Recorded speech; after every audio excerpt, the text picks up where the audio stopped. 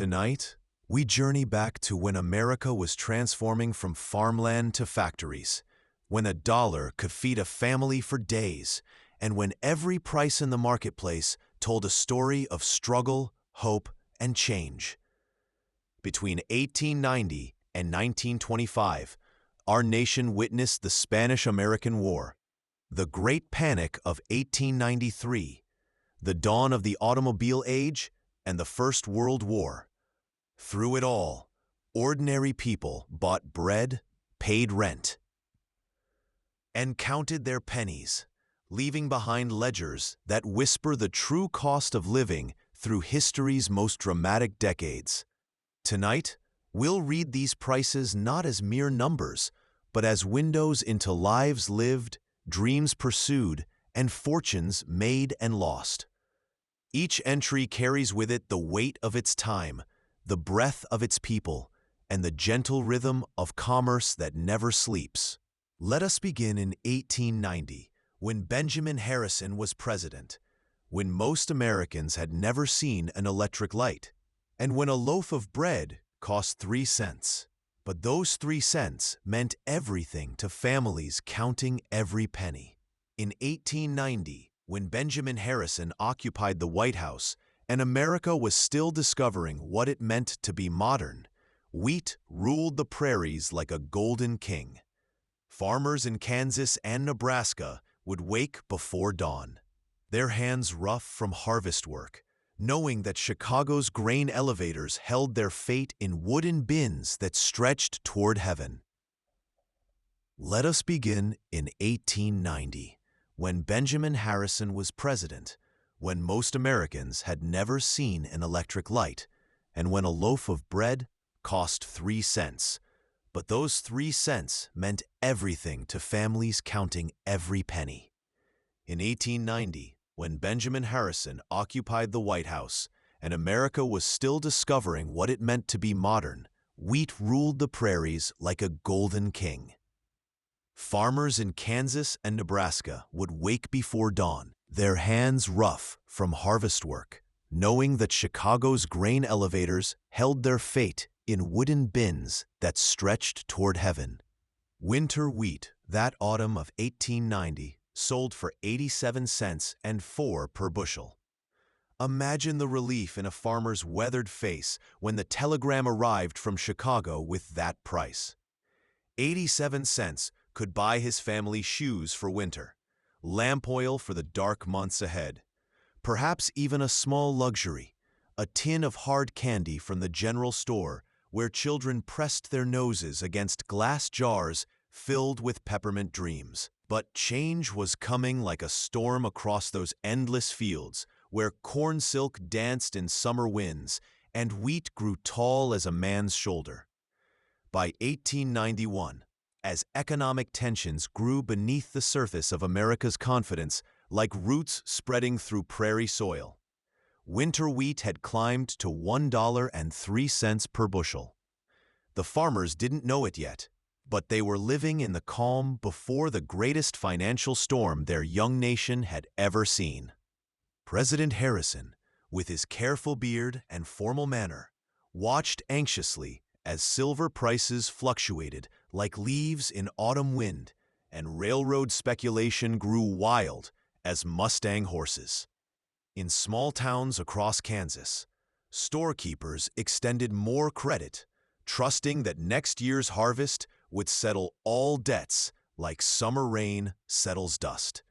Spring wheat that same year, northern grade from Minnesota's vast fields where immigrant families worked land that stretched beyond the horizon, brought $1.12 per bushel. The mill towns along the Mississippi hummed with activity from dawn until dusk. Flour barrels rolled down wooden ramps, destined for growing cities where immigrant families worked in factories and dreamed of better days for their children. Then came 1892, and the first whispers of trouble began to spread through farming communities like evening shadows across wheat fields. Winter wheat dropped to 79 cents and 6 per bushel. Not catastrophic yet, But farmers noticed the difference when they counted coins by lamplight.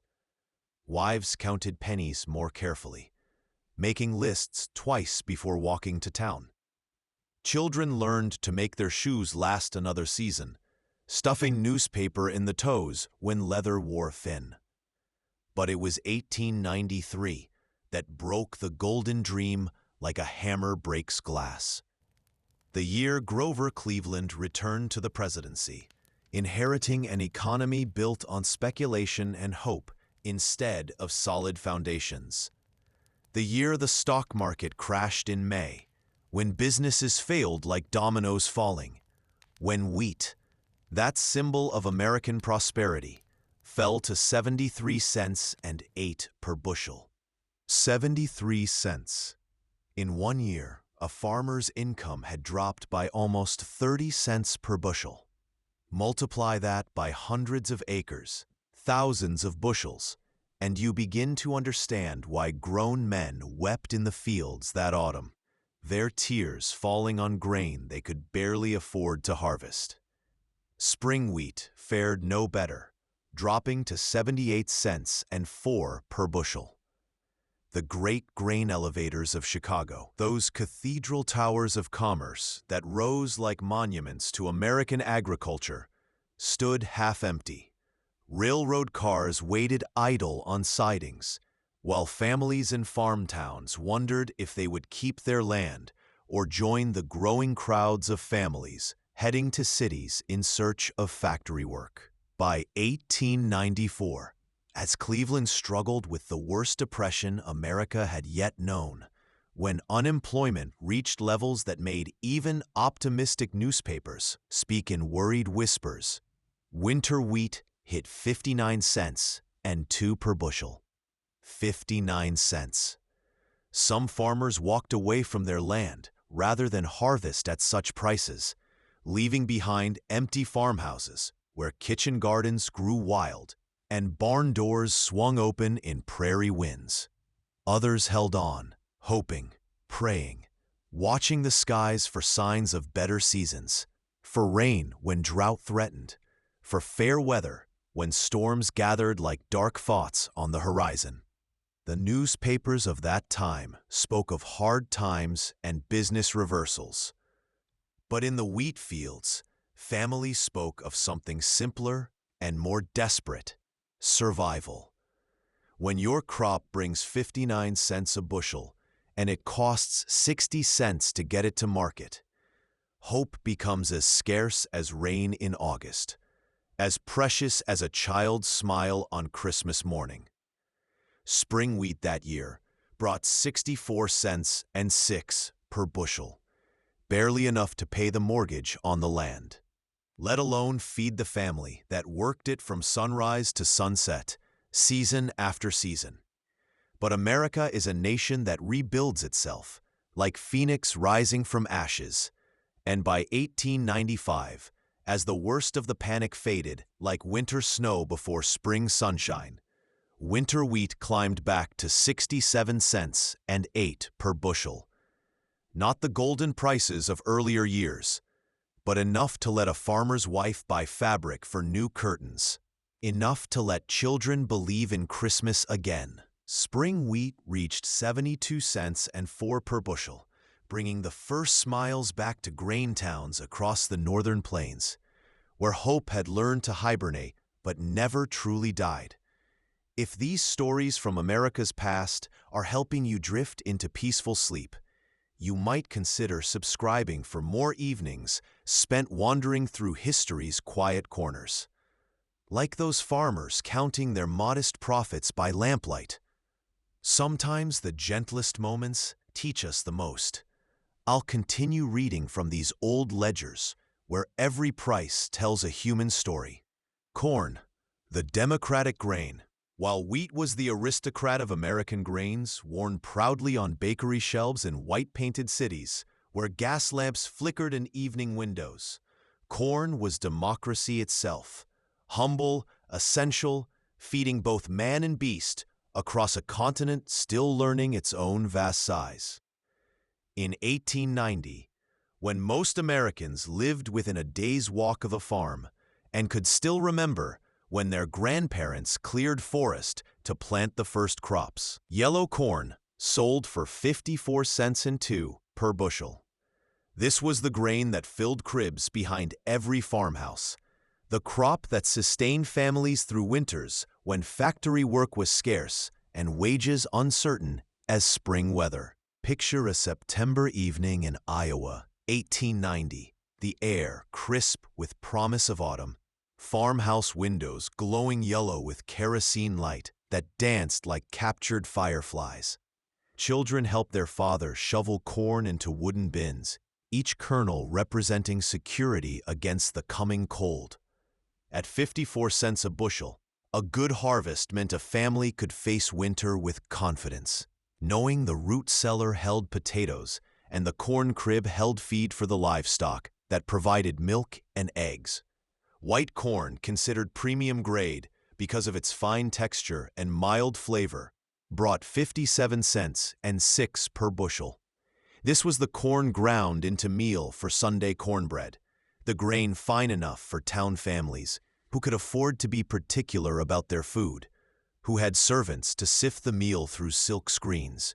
But as President Harrison gave way to Cleveland in 1891, and the nation's growing pains intensified like adolescent awkwardness on a continental scale, corn prices reflected America's uncertainty about its own future. Yellow corn rose to 68 cents and 4 per bushel, a blessing for farmers who had suffered through drought the previous summer, but a burden for factory workers in growing cities like Chicago and Detroit, where cornmeal might be the difference between hunger and sustenance for families crowded into tenement buildings. The immigrants pouring into America's industrial cities, Irish fleeing potato famine and English landlords, Germans seeking opportunity in a land that promised freedom, Italians chasing dreams across an ocean, learned quickly that corn was their friend. Cheaper than wheat, filling as potatoes, corn fed the hands that built America's railroads and factories, the backs that loaded ships and unloaded freight cars. White corn that year reached 71 cents and 2 per bushel. In boarding houses where single men lived 3 to a room, landlords served corn mush for breakfast, cornbread for dinner, knowing that corn would stretch a food budget like rubber stretches.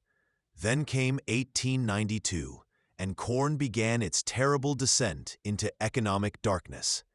Yellow corn dropped to 47 cents and 8 per bushel. In farmhouse kitchens across the Midwest, women calculated more carefully. How much cornmeal for the week's bread? How much corn for the livestock that provided eggs and milk? How much could they sell, and how much must they keep to survive? Corn fell to 51 cents and 4 per bushel, still higher than yellow, but the gap was closing as prosperity faded like summer into autumn, like hope into resignation. 1893 brought the crash that changed everything. The financial earthquake that shook America from the marble halls of Wall Street to the dusty main streets of prairie towns. Cleveland sat in Washington, watching his nation stumble toward financial collapse like a man walking in darkness. Banks failed faster than autumn leaves fall. Railroads went bankrupt, their tracks stretching across empty plains like abandoned dreams. And in the fields, yellow corn hit 39 cents and 6 per bushel. 39 cents, barely enough to pay for harvesting, let alone provide for a family. Farm wives, who had never worked outside their homes, began taking in washing, sewing, anything to earn the few coins that might keep their families fed. Children learned that Christmas might mean an orange and some nuts instead of the toys they had dreamed about. White corn brought 43 cents and 2 per bushel that terrible year. The difference between white and yellow corn seemed meaningless when both prices meant poverty, when farmers looked at their fields and wondered if the grain was worth harvesting. By 1894, as the Depression deepened like a well dug in dry earth, Yellow corn struggled to 52 cents and 4 per bushel. Families that had farmed the same land for generations began to speak of moving to the cities, of abandoning the soil their fathers had turned with horse-drawn plows. White corn reached 55 cents and 8 per bushel, a few cents more, but still not enough to restore confidence, not enough to ease the worry lines that appeared on faces too young for such concerns. Then came 1895, and with it the first breath of recovery. Yellow corn dropped to 28 cents and 6 per bushel, a devastating blow that might have finished weaker families. But by then, Americans had learned to endure, to find strength in community, to share what little they had. White corn fell to 32 cents and 2 per bushel. Rock-bottom prices that taught a generation the true value of money, the real cost of food, the precious nature of every kernel that grew from American soil. But in the fields, farmers kept planting, kept hoping, kept believing that America's soil would reward their faith with better harvests, better prices, better days for their children. The household economy. In the kitchens of America, where mothers counted pennies like rosary beads and children learned that waste was a sin worse than fibbing, the cost of feeding a family told the true story of prosperity and hardship. During 1895, when the worst of the economic panic was lifting like morning fog, but families still remembered the sting of empty cupboards. Flour sold for varying prices depending on where you lived and how much money your neighbors had to spend. In New York City, where immigrants crowded into neighborhoods that smelled of a dozen different cuisines and spoke in languages that mixed like ingredients in a great American stew, a 25-pound sack of flour cost $1.18. For a family of 6, this sack might last 2 weeks if the mother was careful, if she made cornbread to stretch the wheat flour, if she taught her children that bread crusts were not waste, but treasure. Sugar, granulated, white like snow that children dreamed of on hot summer days, sold for 4 cents and 6 per pound. A pound of sugar might sweeten a week's worth of coffee, might make a birthday cake for a child who had waited all year for such sweetness, might preserve fruit when the harvest was generous and winter was coming. Butter, creamery fresh from farms where cows grazed in pastures that seemed to stretch forever, cost 26 cents and 4 per pound. This was wealth on the table. Butter meant prosperity, meant that a family could afford the luxury of taste, the pleasure of food that was more than mere sustenance. Eggs, strictly fresh from hens that pecked in farmyard dirt and laid their gifts in nests lined with straw, sold for 22 cents and 8 per dozen.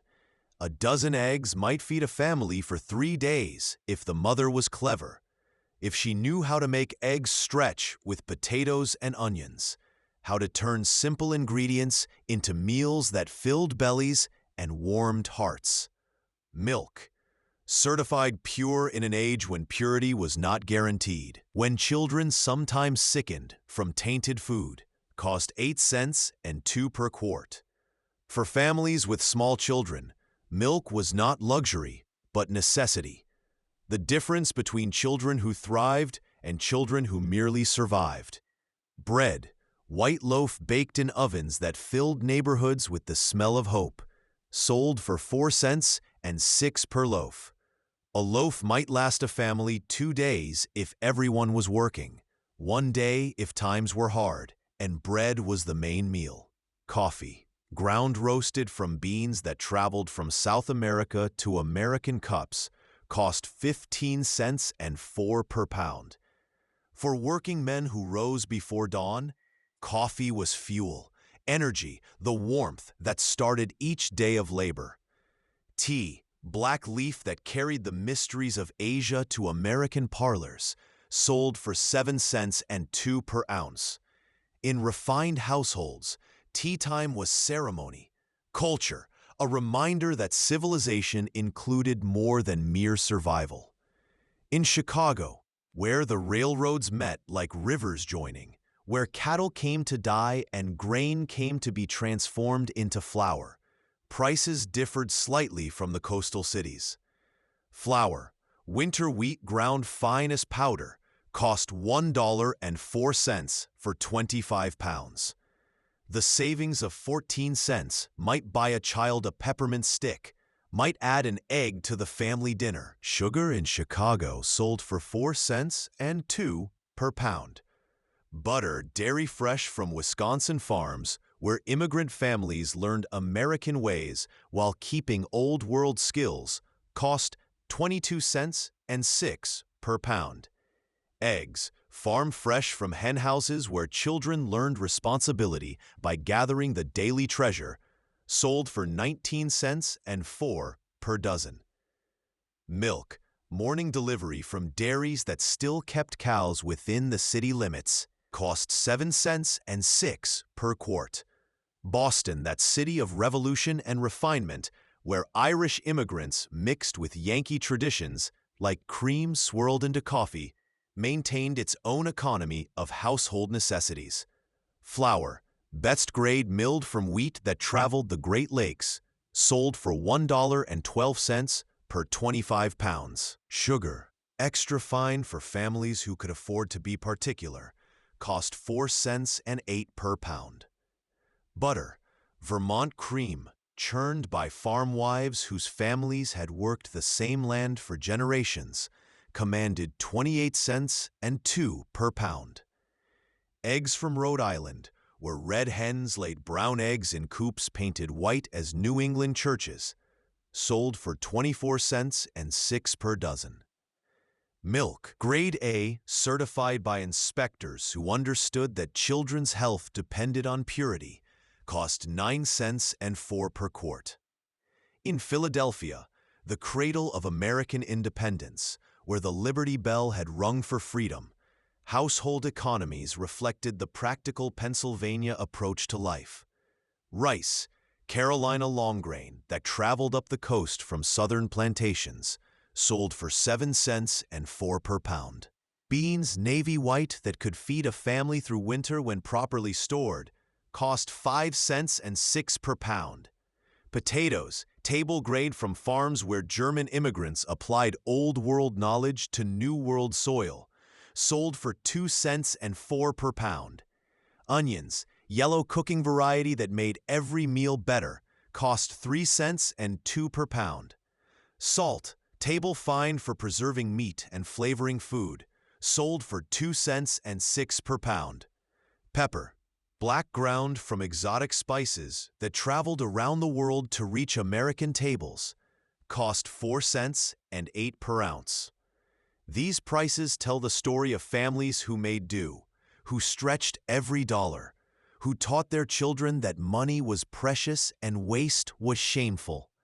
In kitchens lit by oil lamps, mothers calculated budgets that included not just food, but clothing, shelter, fuel, and the small luxuries that made life worth living. Clothing the American family. In an age when clothing was still made to last, when a good coat might serve a man for 20 years, and a woman's dress could be altered, mended, and passed down through generations, the price of fabric and ready-made clothing reflected both practical necessity and social aspiration. During the 1890s, when America was still deciding whether it wanted to be a nation of farmers or factory workers, the textile industry provided both opportunity and challenge. Cotton cloth, unbleached and practical as a farmer's handshake, sold for 6 cents and 4 per yard. This was the fabric of everyday life, the material from which wives made work shirts for their husbands, play clothes for their children, and household linens that would serve for decades. Cotton cloth, bleached white as Sunday morning clouds, cost 8 cents and 2 per yard. The extra 2 cents bought respectability, the kind of whiteness that spoke of care and pride, of families who understood that appearances mattered even when money was scarce. Calico, printed with patterns that brought color to lives, often dominated by the brown and gray of hard work, sold for 5 cents and 6 per yard. A dress made from calico might be a farm wife's only colorful garment, the bright spot in a wardrobe designed for durability rather than fashion. Gingham, check design that became as American as apple pie, cost 9 cents and 4 per yard. The neat patterns of gingham spoke of order, of households where everything had its place and every penny had its purpose. For those who could afford better, woolen cloth offered warmth and status. Medium-weight wool, suitable for winter coats and Sunday suits, sold for 42 cents and 8 per yard. This was the fabric of aspiration, the material that separated the struggling from the comfortable, the cloth that said a family had made it through the hardest times. Flannel, plain weave that felt soft as a mother's touch, cost 18 cents and 6 per yard. Flannel meant warmth, comfort, the luxury of softness in a world often harsh and demanding. For the wifey, silk fabric represented the pinnacle of textile luxury. Plain weave silk sold for $1.12 per yard, enough money to feed a poor family for several days. Silk was the fabric of dreams, worn by women who attended opera performances and society gatherings, women whose biggest worry was which dress to wear rather than whether there would be food on the table. Velvet, cotton back that provided luxury at a more affordable price cost 68 cents and 4 per yard. This was compromise fabric, rich enough to suggest prosperity, but practical enough for middle-class budgets. Ready-made clothing offered convenience for those who could afford it, though many families still made their own clothes or relied on local seamstresses who worked by lamplight to earn extra income. Men's shirts, cotton white as a preacher's collar, sold for 68 cents each. A working man might own 2 shirts, one for work, one for Sunday, and consider himself well-dressed. The shirt had to last, had to survive countless washings in lye soap and harsh scrubbing. Men's trousers, wool worsted, that could withstand the demands of physical labor, cost $2.40 per pair. This was a major purchase for most families, an investment that required careful consideration and planning. A man's work trousers might be patched and repatched until they resembled patchwork quilts. Men's coats, winter weight for surviving the bitter cold that swept across America's plains and cities, sold for $4.80 each. A winter coat was often a man's most expensive garment, expected to last for years, to protect him through seasons of outdoor work in weather that could kill the unprepared.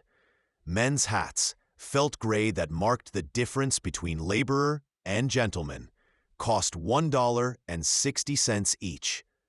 A hat was not mere decoration but necessity, protection from sun and rain, and a symbol of respectability.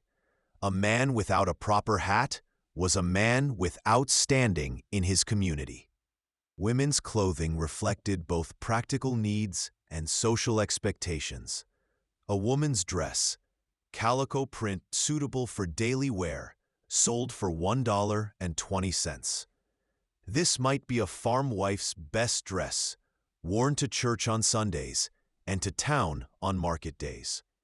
Women's skirts, wool serge that could endure the demands of household work while maintaining dignity, cost $2.60. A good skirt was an investment, often worn with different blouses to create the illusion of a larger wardrobe. Women's blouses, cotton white that could be washed and starched until it gleamed, sold for 84 cents. White blouses were practical because they could be bleached clean, because they went with any skirt, because they suggested the kind of cleanliness that was next to godliness. Women's hats, trimmed with ribbons and flowers that brought beauty to hard lives, cost $2.40. A woman's hat was her crown, her statement to the world that she maintained standards despite circumstances. Children's clothing reflected parental love and economic reality. A boy's suit, suitable for school and church, sold for $1.80. This suit would be worn until the boy outgrew it, then passed down to younger brothers or cousins. Boys' shoes, leather sole construction that could survive playground games and farm chores, cost $1.12 per pair. Shoes were precious because bare feet meant vulnerability, because proper footwear was often the difference between health and sickness. Girls' dresses, everyday wear made from practical fabrics, sold for 96 cents. Little girls learned early to be careful with their clothes, to avoid tears and stains, to understand that clothing cost money the family could ill afford to waste. Girls' shoes, button style that required patience to fasten each morning, cost $1.04 per pair. The buttons taught little fingers dexterity while providing the security of properly fitted footwear. Household linens completed the domestic picture. Sheets, cotton white for beds that served as refuges from the day's labors, sold for $1.08 per pair. Good sheets might last 20 years with proper care, serving family after family, providing comfort through seasons of joy and sorrow. Pillowcases, hemmed edges that spoke of pride in domestic skills, cost 36 cents per pair. A woman judged herself and was judged by others based on the condition of her household linens. Towels, Turkish cotton that absorbed water while providing the luxury of softness, sold for 24 cents each. In an era when baths were weekly events and washing was done with harsh soap, soft towels represented comfort. Tablecloths, damask pattern that transformed simple meals into occasions, cost $2.20 each. A good tablecloth was often a wedding gift, treasured and protected, brought out for holidays and special occasions when the family wanted to display its best face to the world. Transportation in the horse and buggy age. In an America where distance was still measured by how far a horse could travel in a day, where most people lived and died within 50 miles of where they were born, transportation costs reflected both the limitations and possibilities of a nation still discovering its own vastness. The metropolitan railway systems of the 1890s and early 1900s represented the cutting edge of urban transportation, the first hint that Americans might someday move faster and farther than their ancestors had ever imagined possible. In New York City, where people lived stacked upon each other like books in a library, where the elevated railway cast shadows on streets below and filled the air with the sound of progress, a single ride on any line cost 5 cents. 5 cents was the price of democracy in motion. Rich and poor, immigrant and native-born, all paid the same fare to travel the iron roads that connected neighborhoods like threads in a vast urban fabric. For regular travelers, the railway offered economies. A 10-ride ticket, good for any distance on the same line, cost 45 cents, a savings of 5 cents for those who could afford to pay in advance. This was the beginning of American understanding that bulk purchases brought better prices, that planning ahead could stretch a dollar. Monthly passes, unlimited travel for those whose work or social obligations required daily movement through the city, sold for $2.50. For a clerk who commuted daily from Brooklyn to Manhattan, this pass represented freedom, the ability to live where rent was cheaper while working where wages were higher. Transfer privileges, connecting lines that allowed passengers to change trains without additional charge, represented the growing complexity of urban life. As cities grew larger and more specialized, people needed to travel not just north and south, but east and west, creating patterns of movement that followed economic opportunity rather than geography. Chicago, that city of broad shoulders and ambitious dreams, where railroads converged like rivers meeting, offered its own transportation bargains. Street railway rides within city limits cost 5 cents, the same as New York, suggesting that transportation pricing was becoming standardized across American cities. Suburban extensions, reaching into areas where city workers built homes with yards and gardens, required an additional 3 cents. This price difference reflected the American dream, the belief that success meant moving away from crowded city centers toward more spacious, peaceful surroundings. Weekly passes in Chicago, unlimited travel for 7 days, cost 35 cents. For families who needed to travel frequently, to work, to shop, to visit relatives, the weekly pass provided budget certainty in an age when economic uncertainty was the norm. Student rates, available with proper identification cards, offered young people transportation for 3 cents per ride. This discount recognized education as an investment in America's future, acknowledging that young people needed mobility to access schools and opportunities. Boston, that cradle of American independence where revolution had begun with protests against taxation, maintained its own transportation economy. Central District rides cost 4 cents, 1 cent less than New York or Chicago, perhaps reflecting New England frugality or competitive pricing. Outer zone travel required 6 cents per ride, recognizing that longer distances required higher prices, while keeping transportation affordable for working families who lived beyond the city center. Daily passes, covering all zones for 24 hours, sold for 25 cents. For families planning a day in the city, shopping, visiting, conducting business, the daily pass provided freedom from constant calculation of individual fares. Monthly unlimited passes cost $4, reflecting Boston's higher cost of living, but also suggesting that regular commuters were willing to pay premium prices for the convenience and predictability of unlimited travel.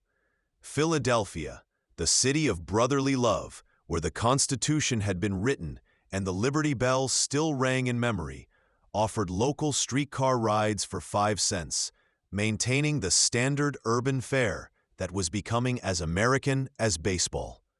Express service, for those who needed to travel faster or farther, cost 7 cents per ride. The extra 2 cents bought time, the most precious commodity for people whose work demanded punctuality. Transfer tickets, good for 2 hours, recognized that urban transportation was becoming a complex network requiring multiple connections. The 2-hour limit balanced railway company concerns about lost revenue with passenger needs for reasonable travel times. School children received half fare, 2.5 cents per ride, acknowledging that education required mobility while recognizing that families with children faced special economic pressures. Interurban railway fares connected cities in ways that previous generations could hardly imagine. New York to Newark, crossing state lines that had once seemed like international borders, cost 25 cents one way. This fare made it possible for people to live in one state while working in another, beginning the pattern of regional economic integration that would transform American life. Chicago to Evanston, connecting the industrial city with suburban communities, cost 15 cents one way. Families can afford occasional trips to visit relatives, to conduct business, to experience the variety that came with increased mobility. Boston to Cambridge, linking the commercial center with the academic community where Harvard University educated the sons of wealthy families, cost 10 cents one way. Education and commerce could maintain their connection through affordable transportation. Philadelphia to Camden, Crossing the Delaware River that had witnessed Washington's famous crossing cost 12 cents one way. Rivers that had once divided communities became mere geographical features to cross rather than barriers to movement.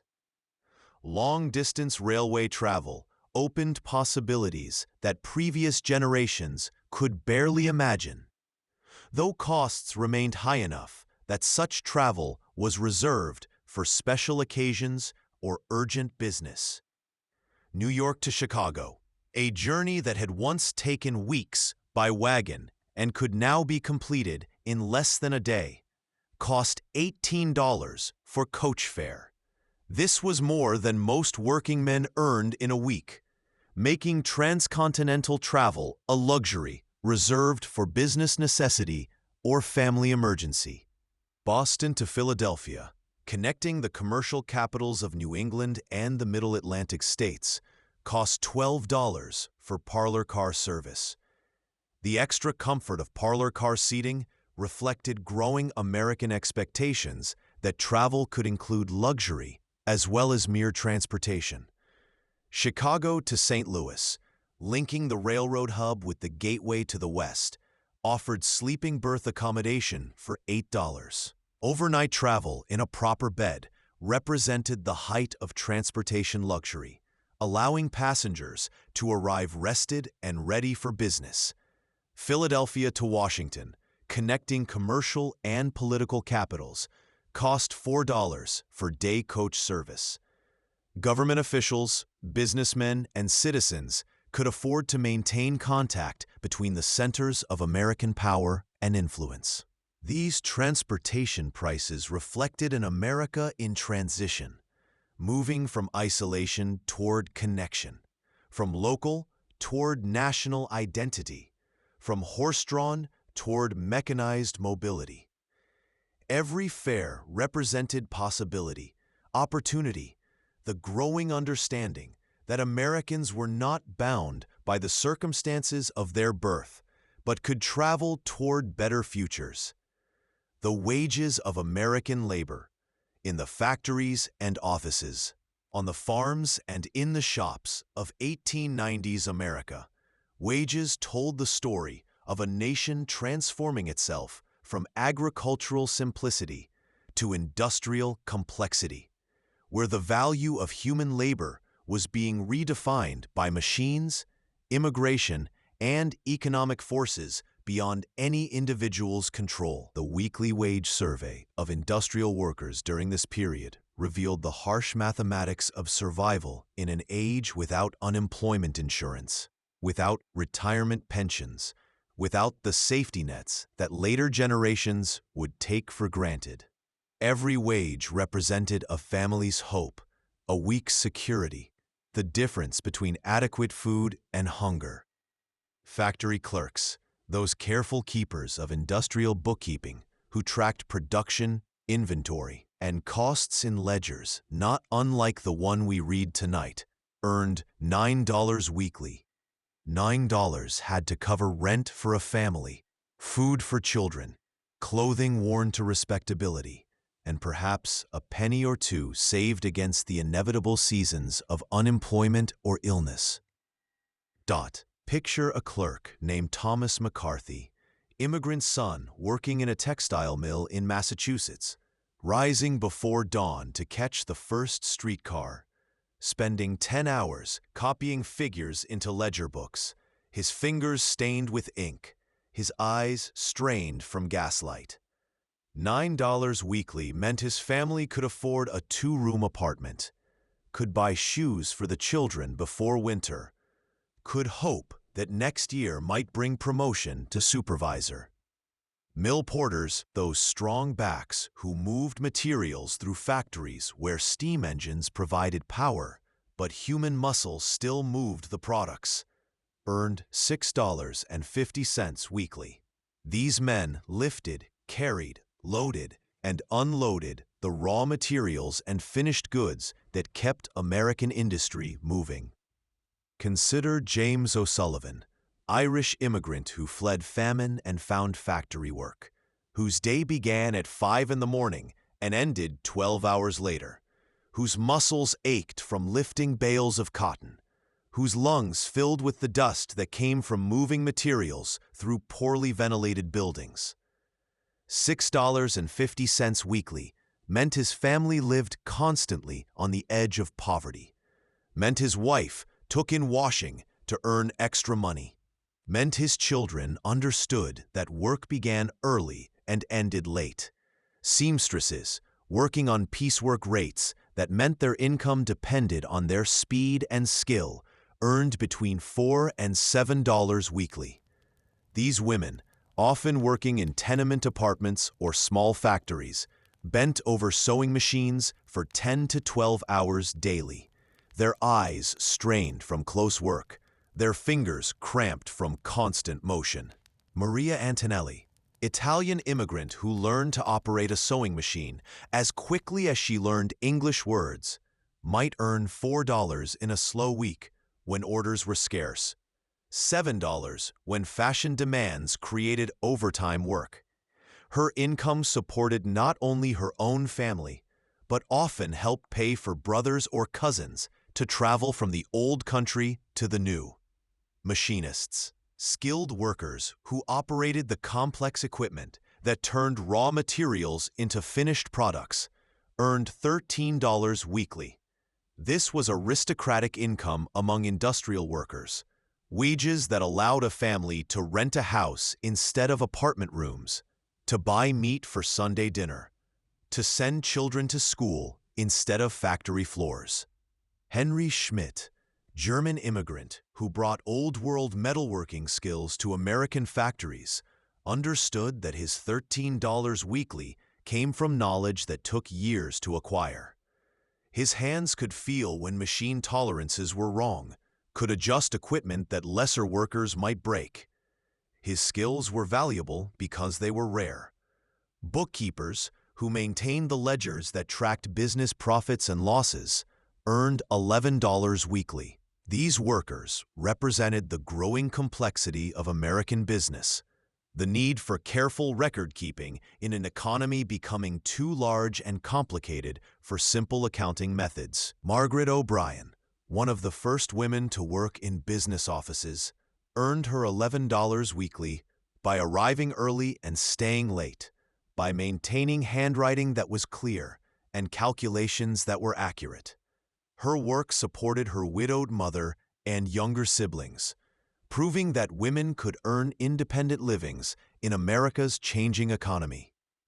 Telegraph operators, those skilled communicators who connected distant cities through networks of wire and electrical impulse, earned $8.50 weekly.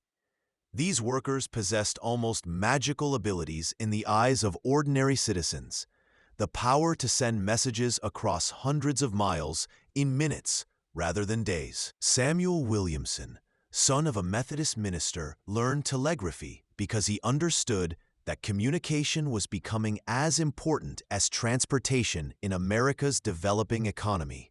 His $8.50 weekly came from shift work that often included nights and weekends, from the constant attention required to accurately transmit messages that might involve thousands of dollars in business decisions. Store clerks who served customers in the retail establishments that brought manufactured goods to ordinary consumers earned $7 weekly. These workers represented the face of American commerce, the bridge between factory production and consumer needs. Catherine Murphy, daughter of Irish immigrants, worked in a dry goods store where she helped farm wives choose fabric and city ladies select ribbons. Her $7 weekly required knowledge of merchandise, patience with difficult customers, and the ability to calculate prices quickly in her head. She understood that retail work was respectable employment for young women, better than factory labor, though it required standing for 10 hours daily and maintaining a pleasant demeanor even when customers were unreasonable. Dressmakers, who created custom clothing for families who could afford such luxury, earned between $5 and $9 weekly, depending on their skill and clientele. These women represented the highest level of needle trades. Artists who could transform fabric into fashionable garments that reflected their customers' aspirations. Sarah Goldstein, Jewish immigrant who learned fine sewing from her grandmother in Poland, could earn $9 in a good week when wealthy customers ordered elaborate gowns for social occasions. Her income varied with seasons and social calendars, but her reputation for quality work provided security that peace workers never enjoyed. Coal miners, who descended into dangerous darkness to extract the fuel that powered America's industrial growth, faced wages that reflected both the essential nature of their work and the terrible risks they accepted daily. In Pennsylvania's coal regions, where immigrant families from Wales, Ireland, and Eastern Europe created communities around the rhythm of mine whistles, miners earned varying wages based on the quantity and quality of coal they extracted. Patrick Flanagan, Welsh immigrant whose father and grandfather had worked coal mines in the Old Country, understood that mining offered both opportunity and danger. On good days, when the coal seam was rich and the minecart filled quickly, he might earn $2. On difficult days, when rock was hard and coal was scarce, he might earn only 50 cents for a full day's dangerous labor. The company store system, where miners received credit for purchases against future wages, created cycles of debt that kept families tied to mining companies even when they dreamed of escape. Flour, bacon, and lamp oil purchased on credit often consumed entire paychecks, leaving little cash for savings or emergencies. Point. Railroad workers, who built and maintained the iron highways that connected America's scattered cities and towns, earned wages that reflected both the importance and the danger of their work. Track layers, who worked in all weather to extend rail lines across prairies, mountains, and rivers, earned between $8 and $12 weekly.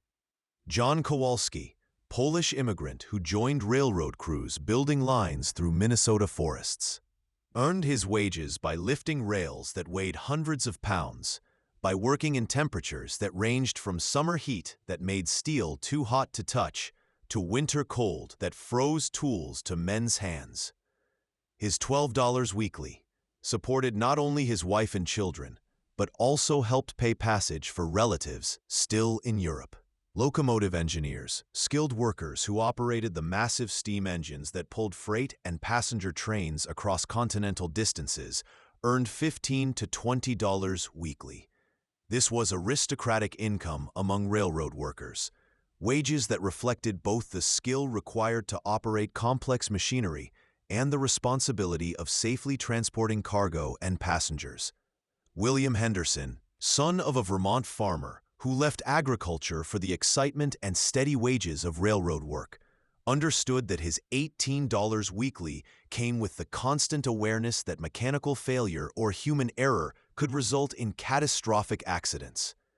His skills were learned through years of apprenticeship, watching experienced engineers manage the intricate balance of steam pressure, speed, and timing that made railroad transportation possible. Domestic servants, mostly young women who worked in the homes of prosperous families, earned wages that included room and board but little cash income. Kitchen maids might receive $2 weekly plus meals and lodging, while experienced cooks or housekeepers could earn $4 to $6 weekly. Bridget Kelly, Irish immigrant who worked as a cook in a Boston mansion, received $4 weekly plus a comfortable room in the servants' quarters and meals that were often better than what her family had eaten in Ireland. Her position required rising before dawn to prepare breakfast, working until evening to serve dinner, maintaining the kind of standards that reflected well on her employer's social standing. Farm laborers, who provided the muscle power that American agriculture still required despite increasing mechanization, earned wages that varied dramatically with seasons and regional economic conditions.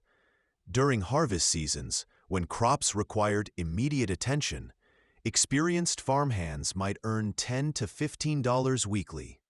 During winter months, when agricultural work was scarce, the same workers might earn only $3 to $5 weekly. Hans Andersen, Norwegian immigrant who followed farming opportunities from Minnesota wheat fields to California fruit orchards, understood that agricultural wages required mobility, willingness to travel wherever crops needed harvesting. His $10 weekly during harvest season had to be carefully saved to support his family during the inevitable periods of unemployment. Teachers, mostly young women who educated America's children in one-room schoolhouses and growing urban school systems, earned wages that reflected society's conflicting attitudes toward education. Rural teachers might earn only $20 to $30 monthly, while experienced urban teachers could earn $40 to $60 monthly. Mary Elizabeth Porter, daughter of a Massachusetts minister who believed education was both Christian duty and civic responsibility, earned $35 monthly, teaching 40 students in a Vermont mountain school. Her wages required her to board with local families, moving from house to house, as parents took turns providing her room and meals. Was rapidly replacing earned wages that reflected both their expertise and the declining demand for their services. Master carpenters might earn $15 to $20 weekly, while apprentices learned their trades for $3 to $5 weekly. Giuseppe Marcelli, Italian immigrant who brought old-world woodworking skills to American construction projects, earned $18 weekly creating the custom millwork that decorated prosperous homes and commercial buildings.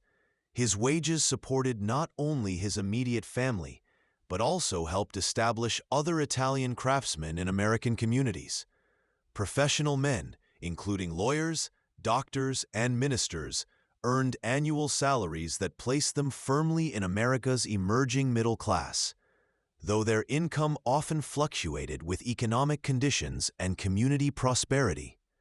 Dr. Jonathan Phillips, Harvard-trained physician who practiced in a growing Ohio town, earned approximately $1,500 annually from fees charged to patients who could afford medical care and charitable services provided to families who could not. His income allowed his family to live in a large house, employ domestic servants, and maintain the social position expected of educated professionals. The Reverend Michael O'Connor, Irish immigrant who studied for the priesthood and served a growing Catholic parish in Chicago, received salary and housing that provided security but not luxury. His $400 annually, plus rectory housing and meals provided by parishioners, reflected the Catholic Church's commitment to serving immigrant communities, regardless of their ability to pay. These wages, recorded in employment ledgers and business records from coast to coast, tell the story of an America where economic opportunity existed alongside economic insecurity, where hard work sometimes led to prosperity, but often led only to survival, where families understood that every dollar earned was precious and every dollar spent required careful consideration. Like those careful bookkeepers counting wages by lamplight. We pause here to let these numbers settle into memory, to remember that behind every wage was a family, behind every dollar was a dream, behind every ledger entry was a human story of hope and struggle. The cost of shelter.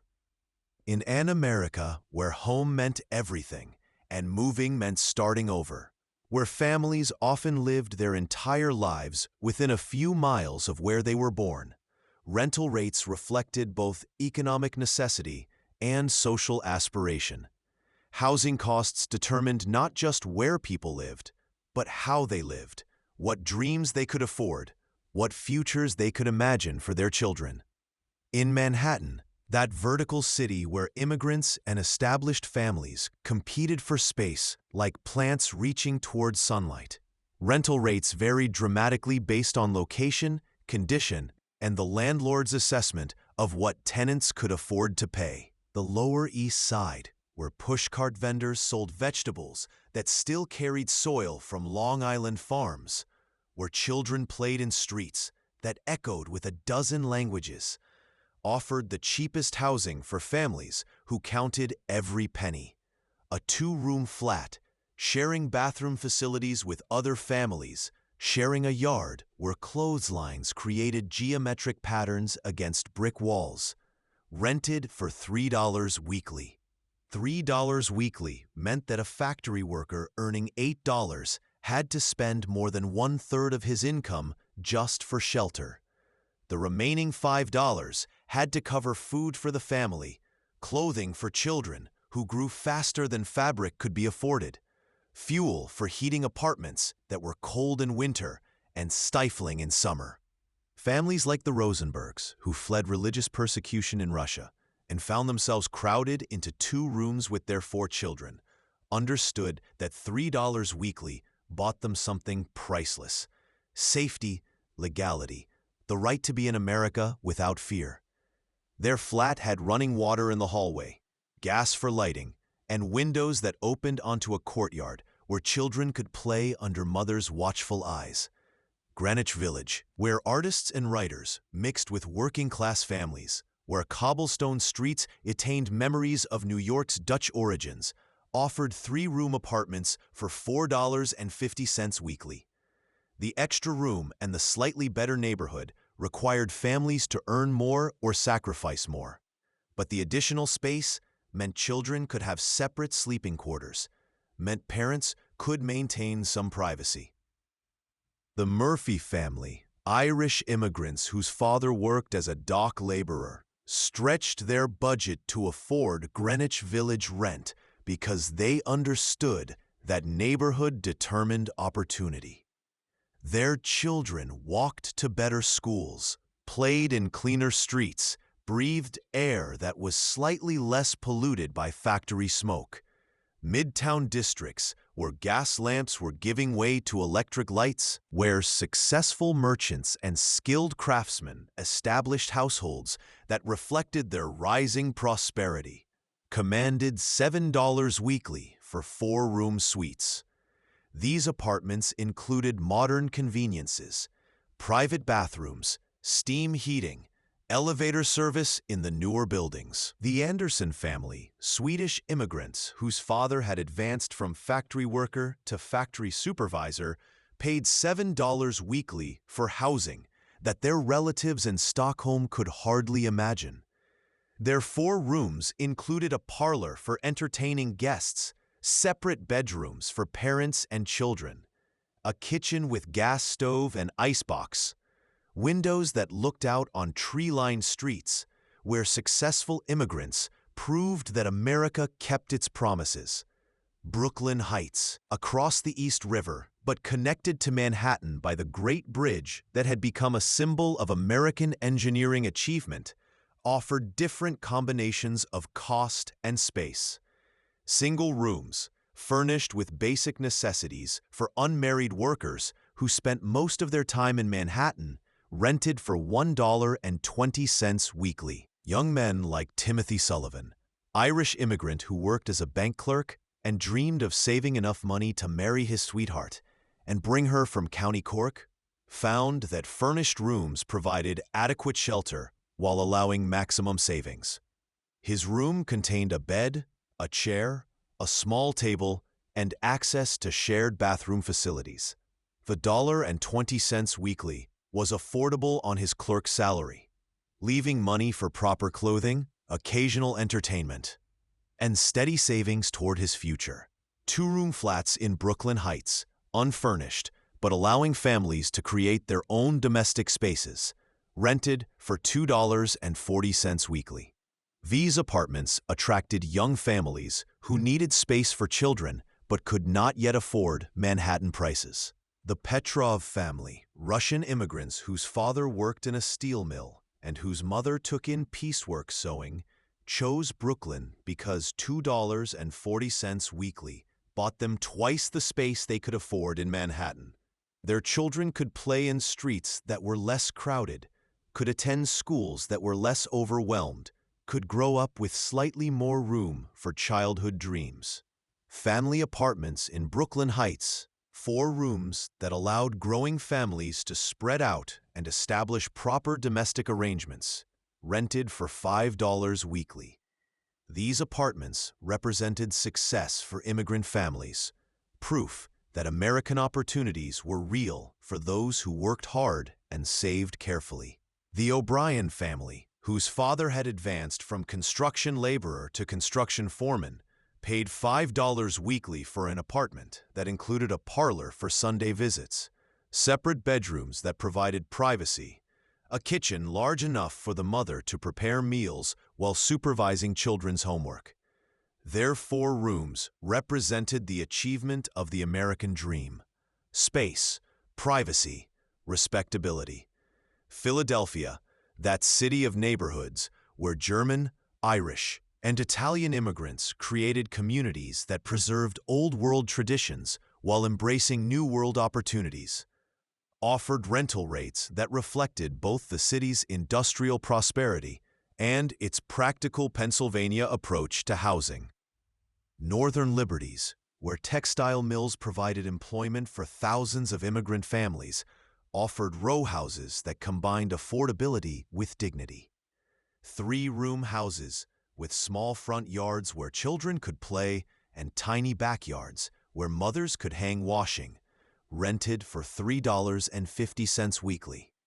The Schmidt family, German immigrants whose father worked as a mill supervisor and whose mother managed a household that included not only their own children, but also 2 boarders who helped pay the rent, found that Northern Liberties provided the perfect balance of cost and community. Their 3 rooms included a kitchen where the family gathered for meals, a parlor for Sunday visits and evening conversations, and a bedroom that served the parents while children slept in the attic space under the eaves. Germantown, where successful merchants and skilled craftsmen established households that reflected their prosperity, offered larger houses for families whose incomes supported broader aspirations. 5-room houses with front parlors for entertaining and back kitchens for family life, rented for $6 weekly. The Mueller family, whose father owned a successful bakery and whose mother managed a household that employed a young Irish girl as domestic help, paid $6 weekly for housing that included separate bedrooms for parents and children, a dining room for family meals, a parlor for receiving customers and neighbors, and a kitchen large enough for the serious cooking that reflected German traditions. Chestnut Hill, where Philadelphia's most successful families built mansions that rivaled anything in New York or Boston, offered rental properties for families whose prosperity approached true wealth. 8-room houses with servant quarters and carriage houses, rented for $12 to $15 weekly. These properties attracted families like the Harrisons, whose father owned a successful importing business and whose mother managed a household that included cook, housemaid, and gardener. Their $15 weekly bought not just space, but position, not just shelter, but status, in a society that was learning to measure success by the size and location of family homes. Chicago, that city of broad shoulders and unlimited ambition, where the Great Fire had provided opportunity to rebuild bigger and better, offered housing that reflected both the city's industrial prosperity and its frontier optimism. The New West Side, where Eastern European immigrants created communities that maintained old-world customs while embracing American opportunities, offered modest housing for families who worked in the stockyards, steel mills, and factories that made Chicago the industrial heart of America. 2-room flats, sharing facilities with other families, but providing basic shelter for parents and children, rented for $2.75 weekly. These apartments housed families like the Novaks, Czech immigrants whose father worked in the stockyards and whose mother took in washing to supplement the family income. Lincoln Park, where successful German and Irish families established neighborhoods that combined urban convenience with suburban space, offered single-family houses that represented the achievement of American prosperity. Four-room houses with small yards and tree-lined streets, rented for $4.50 weekly. The Kelly family, whose father had advanced from construction worker to building contractor, paid $4.50 weekly for a house that included front parlor, family kitchen, 2 bedrooms, and a small yard where children could play safely, away from the industrial bustle that characterized much of Chicago. Lakeshore Drive, where Chicago's wealthiest families built mansions that overlooked Lake Michigan, like castles overlooking European seas, offered rental properties for families whose success approached true luxury. 10-room houses with servant quarters and stable facilities rented for $20 to $25 weekly. These properties attracted families whose prosperity allowed them to live like European nobility while remaining American Democrats. Families whose success stories proved that America rewarded talent, hard work, and good fortune in combinations that made dreams reality. Boston, that city of revolution and refinement, where Yankee traditions mixed with immigrant ambitions, offered housing that reflected both New England frugality and growing prosperity. The North End, where Italian immigrants created communities that brought Mediterranean warmth to New England winters, offered modest apartments in buildings that had housed earlier generations of Irish and German immigrants. 3-room apartments, in buildings where families shared courtyards and children shared languages, rented for $3.25 weekly. These apartments housed families like the Benedettos, who brought Southern Italian cooking traditions to American kitchens while learning English words that opened doors to American opportunities. Beacon Hill, where successful merchants and professional men established households that reflected both prosperity and proper Boston reserve, offered townhouses that combined urban convenience with residential dignity. 6-room apartments in buildings that faced tree-lined streets and maintained architectural standards that reflected Boston's commitment to civilization, rented for $8 weekly.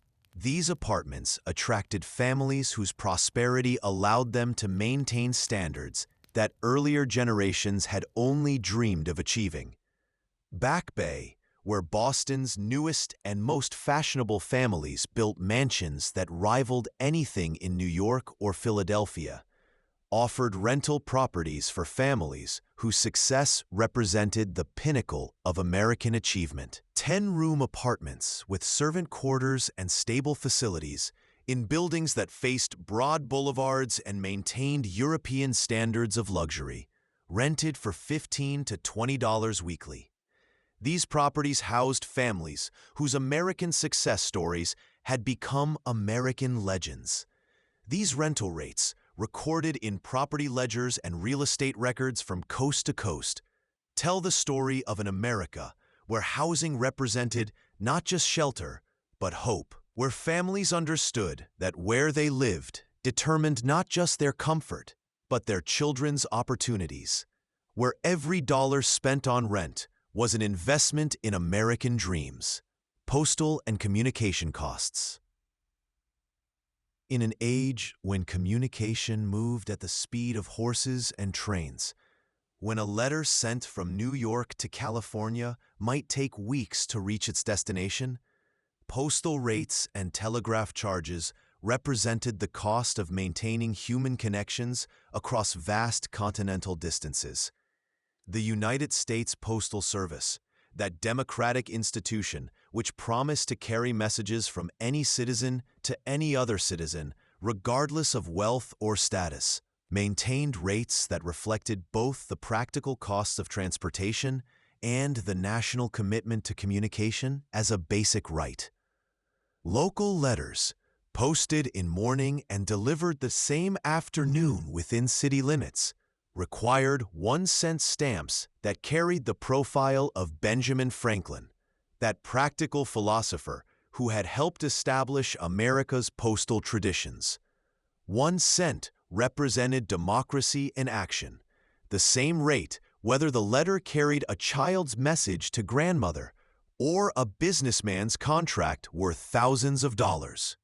In tenement neighborhoods where immigrant families struggled to maintain connections with relatives left behind in old countries, 1-cent letters represented threads of love that bound families separated by oceans and economic necessity. Maria Fernandez, Mexican immigrant who worked as a seamstress in Los Angeles, spent precious pennies on letters to her mother in Guadalajara. Letters that carried news of American grandchildren who spoke English better than Spanish. State-to-state letters, traveling the railroad networks that connected America's scattered cities, required 2-cent stamps that featured George Washington, the founding father who had established precedents for national unity. 2 cents bought passage for letters that crossed state boundaries that had once seemed as formidable as international borders.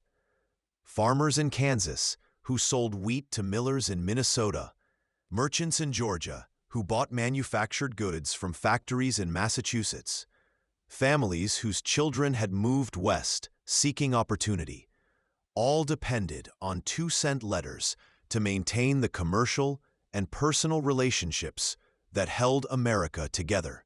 Package rates reflected the practical challenges of transporting physical objects across continental distances. Packages weighing under 1 pound could be mailed for 5 cents, making it economical for families to share small gifts, for merchants to send samples, for communities to maintain connections despite geographical separation. Mrs. Sarah Mitchell, New England grandmother whose son had moved to Oregon Territory, regularly sent packages of maple sugar candy to grandchildren she had never seen. 5-cent packages that carried sweetness across 3,000 miles and decades of family separation. The Western Union Telegraph Company, that marvel of modern communication which could transmit messages across the continent in minutes rather than weeks, charged rates that reflected both the miraculous nature of instantaneous communication and the practical costs of maintaining thousands of miles of wire. 10 words or less, the basic telegram rate cost 25 cents, equivalent to several hours' wages for a factory worker. This rate meant that telegraph messages were condensed to essential information, that families learned to communicate in abbreviated phrases that captured maximum meaning in minimum words. Baby born, stop, all well, stop, became the standard announcement of new life. Father, sick, stop, come home, stop, summoned family members to bedsides. Job found, stop, send money, stop, carried news of opportunity across the miles that separated families seeking their fortunes. Each additional word beyond the basic 10 cost 2 cents extra, creating a peculiar economy of language where every word required financial justification. Telegram style, with its compressed syntax and eliminated articles, became a new form of American communication. Night rates, available for messages that could wait until morning for delivery, offered reduced service for 15 cents base rate. Families learned to time their communications to take advantage of night rates, to plan their urgent messages for times when telegraph operators worked reduced schedules. International telegraph rates opened America to global communication for those who could afford the substantial costs. A telegram to London cost $1.25 for 10 words, to Paris $1.50, to Rome $2. Rates that restricted international telegrams to urgent business communications or family emergencies. telephone service, available in growing numbers of American cities, represented the newest frontier in communication technology. Monthly telephone service, where available, cost between $2 and $5, limiting this marvel to prosperous businesses and wealthy families. The few families who could afford residential telephone service found themselves pioneers in a communication revolution that would transform American social and business relationships. Children learned to speak into mysterious devices that carried their voices to friends across town. Businessmen discovered they could conduct negotiations without leaving their offices. Families maintained daily contact with relatives who lived too far for casual visits. Long-distance telephone calls, connecting cities hundreds of miles apart, cost between 25 cents and $2, depending on distance and duration. These rates restricted long-distance calling to urgent business or emergency family communications.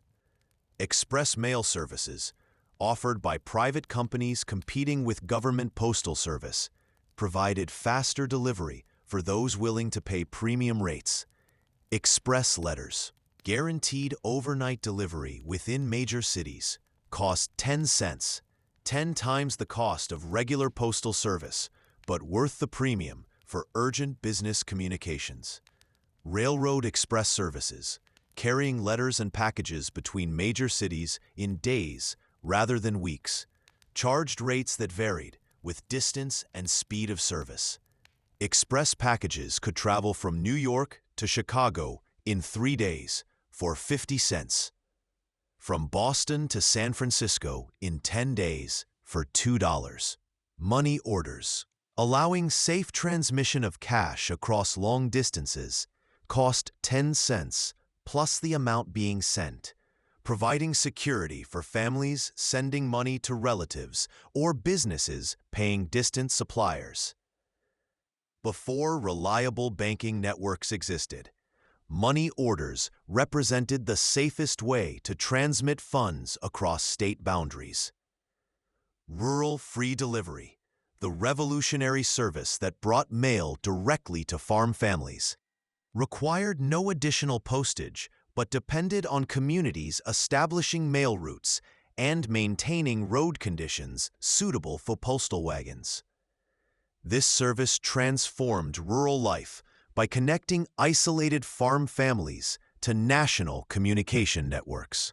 Farmers who had previously traveled to town once weekly for mail could now receive daily delivery, connecting them to market information, family correspondence, and national news that made them participants in, rather than observers of, American economic and social development. Postal savings accounts, offered through post offices in communities without banks, allowed working families to save money safely while earning modest interest. Minimum deposits of $1 made postal savings accessible to families who could not meet the higher minimum requirements of commercial banks.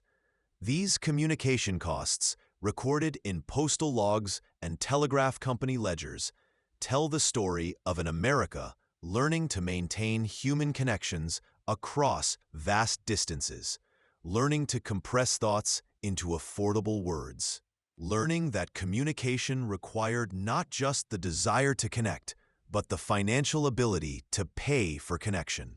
The quiet mathematics of daily life.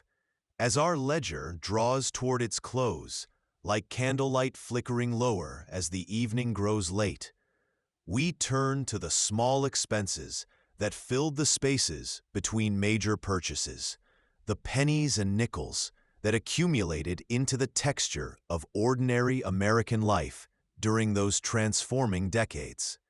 Newspapers, those daily messengers that brought the world to kitchen tables where families gathered for breakfast, cost 2 cents in major cities, 1 cent in smaller towns. 2 cents bought access to national politics, international events, local scandals, and commercial advertisements that helped families understand what prosperity looked like and how much it cost. The Murphy family in Boston, Irish immigrants whose father worked on the docks and whose mother took in washing, spent 2 cents daily for the newspaper that kept them informed about opportunities for advancement, about political developments that might affect their prospects, about the wider world their children would inherit. Magazines, those monthly publications that brought fashion, literature, and social guidance to families who aspired to middle-class respectability, cost between 10 and 25 cents per issue. Harper's Monthly, Atlantic Monthly, and Ladies' Home Journal provided models of proper American life for families who were still learning American customs. Mrs. Elizabeth Henderson, schoolteacher in a Nebraska town where her salary supported not only herself but also her widowed mother, spent 15 cents monthly for Godey's Ladies' Book, which provided patterns for making fashionable clothing, recipes for elegant entertaining, and stories that opened windows to social worlds beyond her small community experience. Theater tickets for families who could afford such entertainment ranged from 25 cents for gallery seats to $2 for orchestra seating. The theater represented culture, refinement, the kind of sophisticated entertainment that separated the prosperous from the struggling. Young couples like James and Margaret O'Brien, he a bank clerk and she a former shop girl, saved for months to afford orchestra seats to see a touring theatrical company perform Shakespeare. Spending $2 for an evening that represented both entertainment and social aspiration. Candy, that simple pleasure that sweetened the lives of children whose daily existence often included more work than play, cost 5 cents per pound for common varieties, 10 cents per pound for premium confections. A penny could buy enough candy to make a child's day memorable. Children like 10-year-old Giuseppe Antonelli, whose father worked in a shoe factory and whose mother kept house for a family of 8, learned that candy was luxury, that the penny earned by running errands or helping with household chores could be transformed into sweetness that made even difficult days bearable. Tobacco, consumed by most adult men in an age when smoking was considered sophisticated rather than dangerous, cost between 10 and 20 cents per package, depending on quality. A working man might spend 50 cents weekly on tobacco, considering it a necessary expense rather than luxury. Patrick Sullivan, construction worker whose dangerous job required steady nerves and whose leisure hours were spent in taverns where men gathered to discuss politics and share experiences, found that his pipe tobacco provided both pleasure and social currency, the basis for conversations that helped immigrant men understand their new country.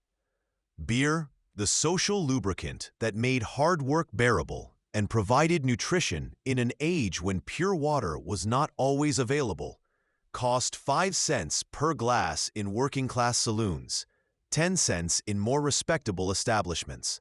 A working man might spend 25 cents weekly on beer, considering it both refreshment and social necessity. The German immigrants who gathered in Chicago beer gardens, the Irish workers who met in Boston taverns, the Eastern European families who brewed their own beer in tenement apartments, all understood that beer provided not just alcohol, but community, not just refreshment, but cultural connection to traditions that made American life bearable. Books for families who valued education and cultural improvement ranged from 25 cents for popular novels to $2 for substantial works of history or philosophy. A family library represented investment in children's futures, as well as parental pleasure. The Anderson family, Swedish immigrants whose prosperity allowed them to rent a 4-room apartment and dream of eventually owning their own home, spent $2 annually on books that provided both entertainment during long winter evenings and educational opportunities for children who would attend American schools. Medical expenses, in an age before health insurance, represented potential financial catastrophe for working families. A doctor's house call cost between 50 cents and $2, depending on the time of day and the physician's reputation. Hospital stays, when necessary, could cost $2 to $5 daily. When little Mary Kowalski developed pneumonia during the harsh winter of 1894, her parents faced the terrible choice between spending money they could not afford on medical care or watching their daughter struggle without professional help. The doctor's $2 fee and the medicine's additional 50 cents represented more than her father earned in 2 days of factory work. Dental care, considered luxury rather than necessity by most working families, cost between 25 cents for simple extractions to $2 for complex procedures. Most families practiced home dentistry or simply endured dental problems until they became unbearable. Barber services, essential for men who worked in jobs requiring respectable appearance, cost 10 cents for a shave, 15 cents for a haircut. Working men learned to visit barbers twice weekly, understanding that grooming was investment in employment opportunities.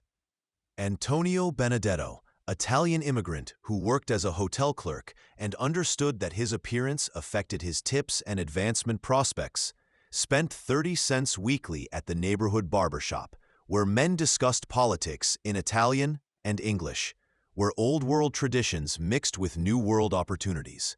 Shoe repairs, essential in an age when footwear represented major expense and was expected to last for years, cost between 15 and 50 cents depending on the extent of work required.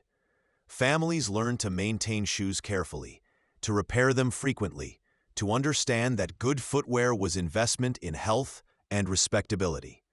The cobbler shops that served immigrant neighborhoods provided not just shoe repair, but social gathering places where men discussed work opportunities, political developments, and family news while waiting for their boots to be resold. Laundry services, for families who could afford to pay others to do their washing, cost between 50 cents and $1 weekly.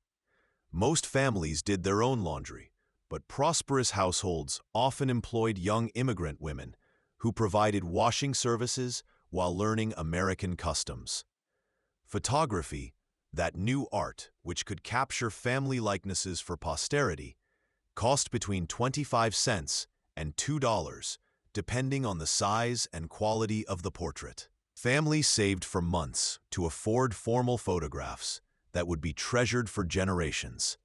The Petrov family, Russian immigrants who had never owned pictures of themselves, spent $2 for a family portrait that showed parents and 5 children dressed in their Sunday best, a photograph that would be sent to relatives in Russia as proof that America had indeed provided opportunities for advancement. Ice, essential for food preservation in an age before electric refrigeration, cost 2 cents per day for a 25-pound block that kept food safe in wooden ice boxes. Ice delivery represented the intersection of luxury and necessity. Families could afford to keep food fresh, but had to pay daily for the privilege. Coal, the fuel that heated American homes and powered American industry, cost between $4 and $8 per ton, depending on quality and season. A working family might burn 3 to 5 tons annually, making fuel costs a major component of household budgets. The careful calculation of coal purchases, how much to buy, when to buy it, how to store it, occupied families' attention throughout winter months, when heating costs could consume 1/4 of total family income.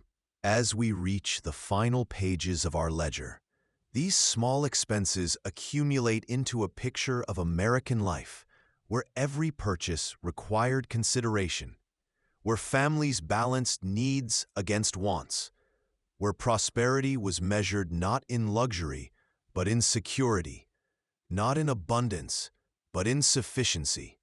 The arithmetic of daily life in 1890-something America was precise, careful, unforgiving mathematics, where every penny mattered, where every purchase was weighed against alternatives, where families understood that financial survival required constant attention to costs that modern Americans might consider insignificant.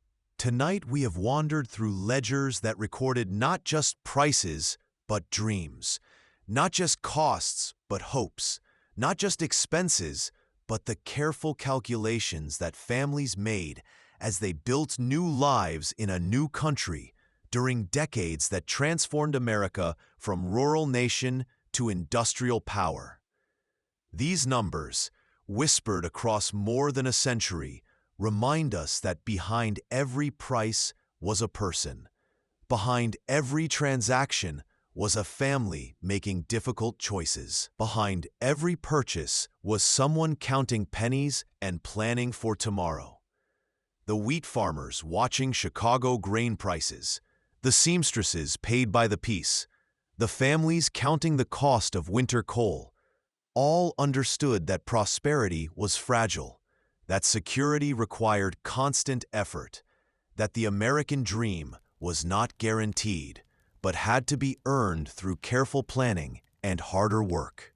In the quiet mathematics of their daily lives, these Americans of the 1890s and early 1900s built the foundation for the prosperity that later generations would inherit. Their careful pennies became the investments that built modern America.